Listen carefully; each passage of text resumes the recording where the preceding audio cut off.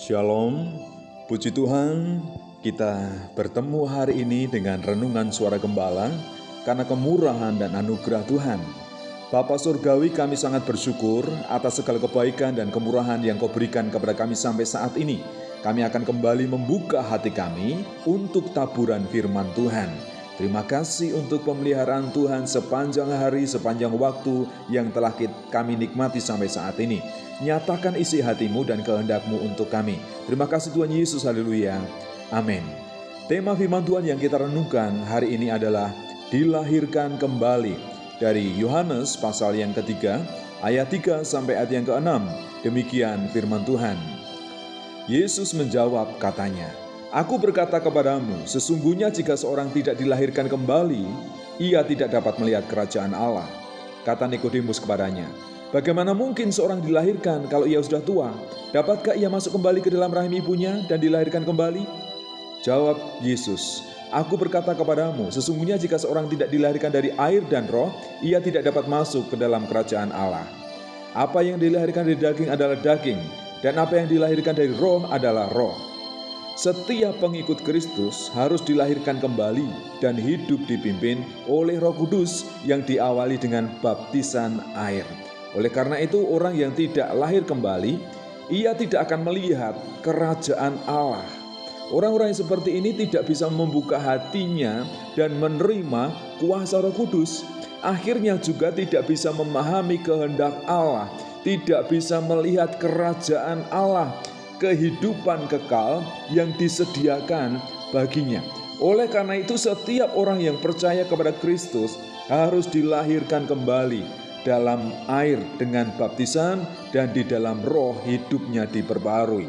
Dan kelahiran seperti ini, yang kedua, bukan dilahirkan secara fisik, secara jasmani.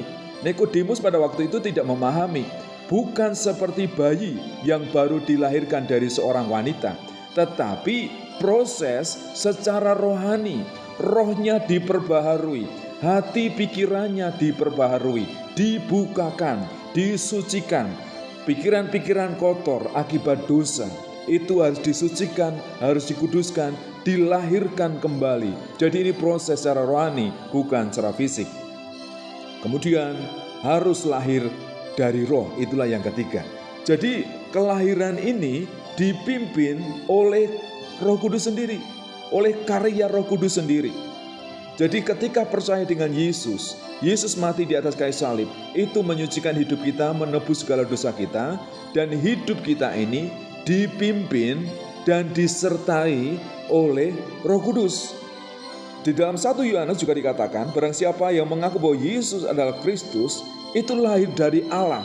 Pengakuan itu datangnya dari Allah melalui karya Roh Kudus. Jadi lahir dari jamahan Roh Kudus.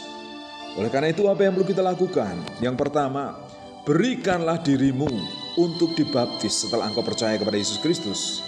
Dan juga yang kedua, izinkan Roh Kudus itu memimpin kehidupanmu, menguasai hatimu, dan menguasai seluruh aspek kehidupanmu.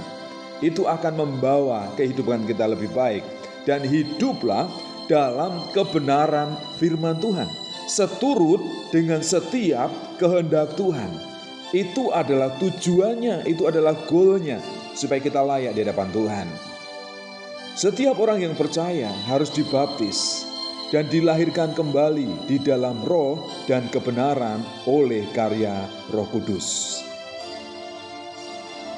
Bapa, berikanlah kami hikmat, akal budi, dan kebijaksanaan supaya tidak seperti Nikodemus, supaya kami dapat memahami bahwa setiap orang percaya itu harus dilahirkan kembali melalui air dan roh, melalui baptisan dan juga karya Roh Kudus di dalam roh kami diperbaharui.